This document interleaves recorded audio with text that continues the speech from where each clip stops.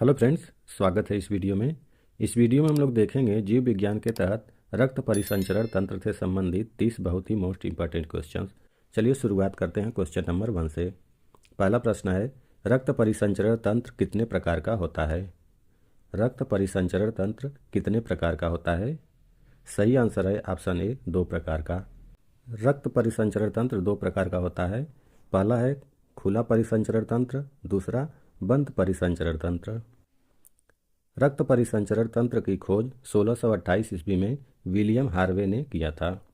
यह भी प्रश्न पूछा जाता है कि रक्त परिसंचरण तंत्र की खोज किसने किया था? तो ये किया था विलियम हार्वे ने। और कब किया था? किया था 1628 ईस्वी में। अगला प्रश्न है, मनुष्य में कौन सा परिसंचरण तंत्र पाया जाता है? मनुष्य के शरीर में कौन सा परिसंचरण तंत्र पाया जाता है? सही आंसर है ऑप्शन ए, बंद परिसंचरण तंत्र। मनुष्य में बंद परिसंचरण तंत्र पाया जाता है।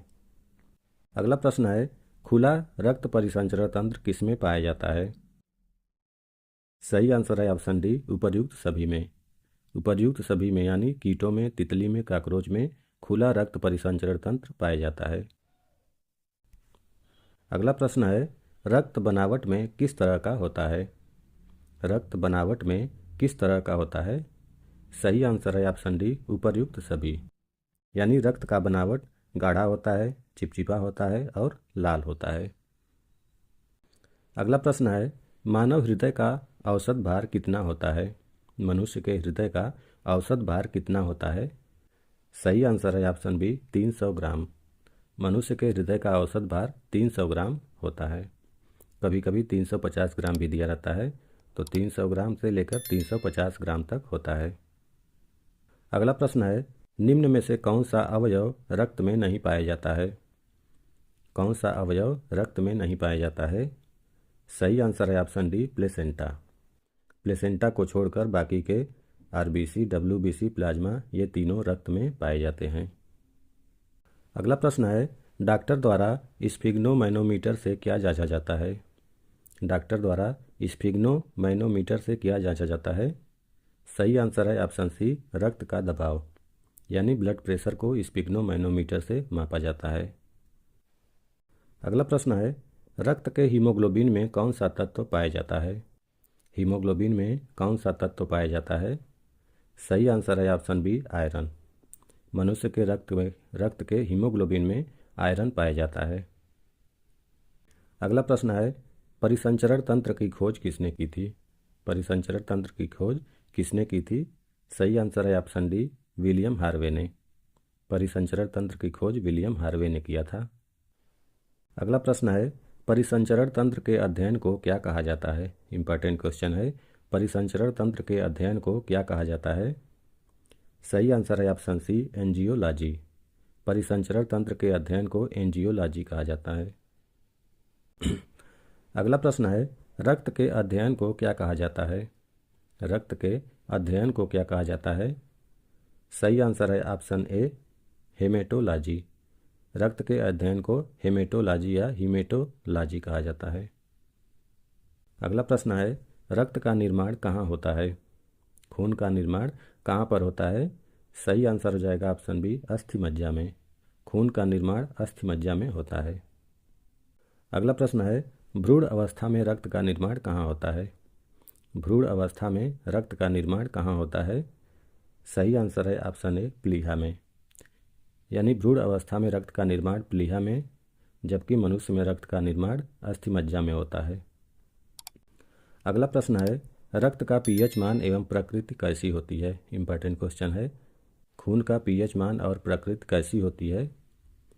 सही आंसर है ऑप्शन सी, 7.4 एवं क्षारीय। रक्त का पीएच मान 7.4 होता है और प्रकृति क्षारीय होती है। अगला प्रश्न है, रक्त किस प्रकार के ऊतक का उदाहरण है? रक्त किस प्रकार के ऊतक का उदाहरण है? सही आंसर है ऑप्शन बी, तरल संयोजी ऊतक। रक्त को तरल संयोजी ऊतक कहते हैं। अगला प्रश्न है, मानव शरीर के भार का लगभग कितना प्रतिशत रक्त होता है? मानव शरीर के भार का कितना प्रतिशत खून होता है? सही आंसर है ऑप्शन सी, 7 से 8%। मनुष्य के शरीर के भार का 7 से 8% रक्त होता है। अगला प्रश्न है, वयस्क मनुष्य में लगभग कितने लीटर रक्त पाया जाता है? मनुष्य के शरीर में कितने लीटर रक्त पाया जाता है?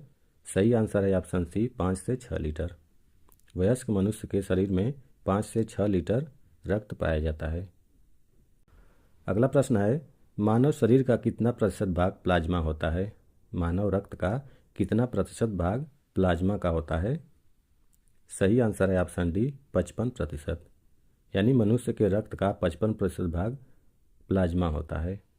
मानव रक्त का लगभग 55% हिस्सा प्लाज्मा होता है, बाकी 45% हिस्सा लाल रक्त कोशिकाएं, सफ़ेद रक्त कोशिकाएं और प्लेटलेट्स का होता है। अगला प्रश्न है, बिलरुबिन वर्णक के कारण प्लाज्मा का रंग कैसा होता है? बिलरुबिन वर्णक के कारण प्लाज्मा का रंग कैसा होता है? सही आंसर है ऑप्शन बी, हल्का पीला।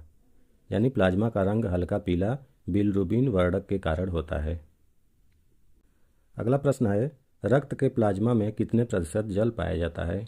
इंपॉर्टेंट क्वेश्चन है कि खून के प्लाज्मा में कितने प्रतिशत तक जल पाया जाता है? सही आंसर है ऑप्शन ए, 90%। प्लाज्मा में 90% पानी पाया जाता है। अगला प्रश्न है, प्लाज्मा में कौन से प्रोटीन पाए जाते हैं? प्लाज्मा में कौन से प्रोटीन पाए जाते हैं? सही आंसर है ऑप्शन ई, उपर्युक्त सभी। यानी प्लाज्मा में उपर्युक्त चारों प्रोटीन पाए जाते हैं, जिसका नाम है फाइब्रोनोजेन, एल्बुमिन, ग्लोब्यूलिन, प्रोथ्राम्बिन। ये 4 प्रकार के प्रोटीन प्लाज्मा में पाए जाते हैं। अगला प्रश्न है, रक्त का थक्का बनाने में कौन सहायक है? रक्त का थक्का बनाने में कौन सहायक होता है?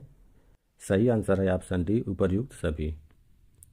उपर्युक्त सभी रक्त का थक्का बनाने में सहायक होते हैं।